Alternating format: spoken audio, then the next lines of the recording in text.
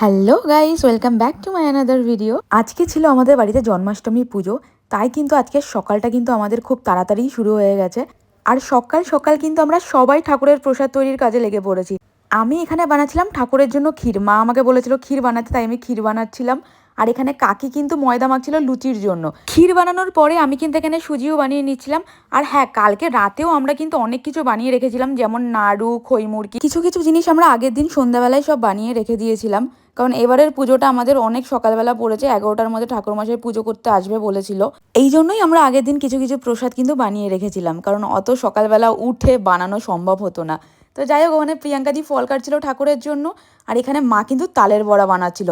আর জন্মাষ্টমী পুজোতে কিন্তু এই তালের বড়াটা সব থেকে মেন জিনিস। আর তোমাদের এই তালের বড়া কাদের কাদের ভালো লাগে খেতে আমাকে অবশ্যই কিন্তু কমেন্ট করে জানিও। আর আজকের দিনেও দেখো আমার দিদি অফিস যাচ্ছে, ভাবতে পারছো। যাই হোক, এখানে দিদিকে টাটা বলে দিলাম, আর আমি এখানে কিন্তু রেডি হয়ে গেছি, ঠাকুরমশাই চলে আসবে। আজকের ব্লগে সবটা দেখাতে পারলাম না, নেক্সট ব্লগে তোমাদের আমি জন্মাষ্টমী সবকিছু দেখাবো। দেখা হচ্ছে নেক্সট ব্লগে, টাটা।